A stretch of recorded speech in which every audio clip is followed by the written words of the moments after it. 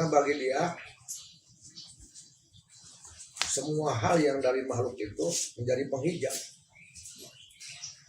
Semua hal yang dari makhluk itu menjadi penghijab perjalanan dia menuju Allah Subhanahu wa taala. Maka wajar kalau dalam kitab Al-Anwarul Qudsi ini disebutkan bahwa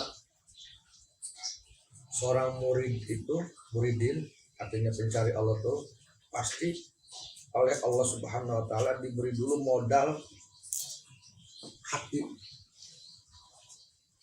Hati yang terkumpul, yang teguh. Bukan hanya teguh tapi tegak dia. Pada siapa? Tegak, teguh pandangannya kepada Allah Subhanahu wa taala. Artinya si murid ini tidak akan pernah melakukan apapun yang dari Allah. Jangankan yang manis, yang pahit sekalipun dia sudah menerimanya, tidak akan lari dari apa yang pahit dari Allah, tidak akan lari.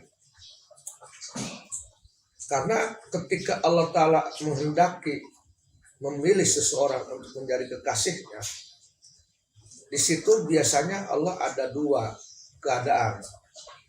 Pertama, keadaan pemanjaan Allah. Dimanjakannya orang yang dikasihinya itu. Apapun yang diingatkan Allah beri. Tetapi pun ada juga kondisi di mana Allah Ta'ala memberikan ujian, pahit lah.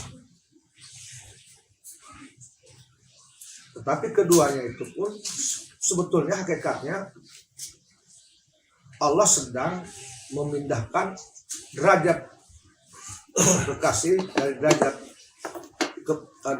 tertentu pada derajat yang lebih tinggi. Pasti itu.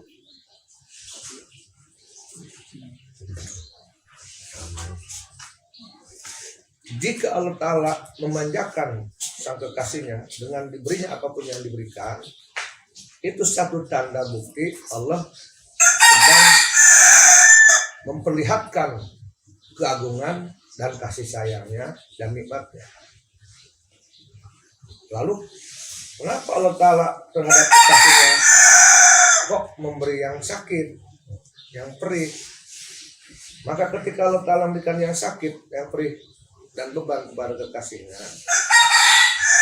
justru saat itu Allah sedang meningkatkan bobot potensi sang kekasihnya agar derajatnya lebih tinggi lagi gitu. Jadi itu salah satu tujuan Allah Subhanahu wa taala dalam af'alnya. Pertama, Allah memberikan kemanjaan terhadap kekasihnya.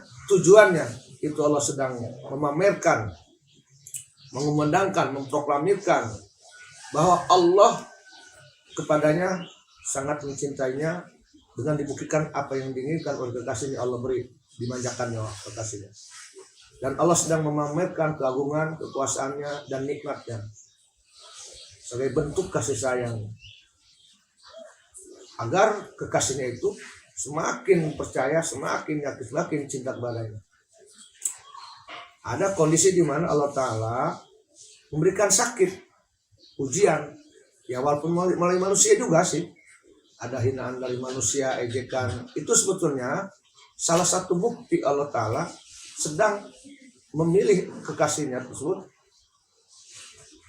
untuk dijadikan seseorang yang diangkat derajatnya dari posisi awal, posisi semula. Naik kelas gitu ya. Iya, sebenarnya naik kelas. Agar si kekasihnya itu punya potensi yang lebih tinggi. Punya pengalaman batiniah, punya pengalaman zakiyah, punya pengalaman ruhiyah, punya pengalaman akliyah, punya pengalaman jasmaniah, sehingga lebih kuat, lebih tinggi.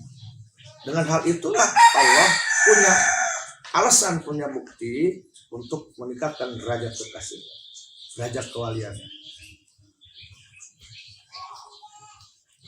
Inilah yang penting dalam setiap para muridin Thariqah, agar selalu berbagus sangka kepada Allah. Artinya pada hakikatnya kita ini tidak boleh suuzon terhadap apapun perbuatan Allah terhadap kita. Enggak boleh. Yang pahit itu sebetulnya hakikatnya menurut Abah manis. Jadi Abah dalam memandang Allah Subhanahu wa Ta'ala memperlakukan Abah ini, semua perbuatan Allah terhadap Abah, apapun itu bentuknya, pada dasar di mata pandangan Abah mah Allah tidak pernah memberikan sakit sebetulnya. Sebetulnya mah di pandangan Abah mah nggak ada tuh Allah Ta'ala ngasih sakit, nggak ada. Ngasih berat, nggak ada menurut Abah. Semuanya itu Allah terhadap Abah mah memperlakukan selalu manis, selalu enak. Sebetulnya menurut Abah mah. Jadi nggak ada di mata Abah mah Allah tuh masih berat, masih sakit, masih derita. Di mata Abah mah nggak ada itu Allah. Jadi Abah mah selalu mandang Allah itu nggak tuh ngasih berat, nggak ngasih beban, nggak ada tuh penderitaan, nggak ada. Di mata Abah mah nggak ada tuh Allah berbuat ngasih kesedihan, penderitaan, nggak ada menurut Abah. Di pandangan Abah mah. Jadi di mata Abah Allah itu selalu memberikan apapun bentuknya kepada Abah itu ada selalu yang enak-enak. Nggak ada yang berat. Sebetulnya nggak ada. Pada hakikatnya. Itu pandangan qalbu Abah kepada Allah Subhanahu wa Ta'ala. Paham nggak? Orang lain terkadang memandang Allah Ta'ala itu ada kalanya beri nikmat. Kan gitu kan? Ada kalanya Allah sedang bernikmat kepada saya, diberinya anu-anu yang sifatnya harta dunia. Dia menilai Allah Ta'ala sedang beri nikmat. Ya kan gitu.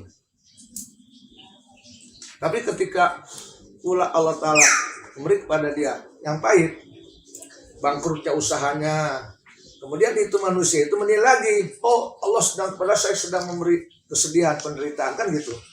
Jadi mereka manusia itu memandang Allah Ta'ala zat yang memberikan nikmat, zat yang memberi kesedihan, ya. Tapi hal itu bagi Abah mah nggak berlaku, nggak ada bagi Abah, nggak ada. Artinya Abah memandang Allah Ta'ala itu tidak pernah memberikan derita, nggak ada. Tidak pernah memberikan sedih, nggak ada. Tidak pernah memberikan sengsara, nggak ada. Allah kepada Abah mah selalu memberikan nikmat dulu, senang dulu, bahagia dulu, nggak ada. Kenapa?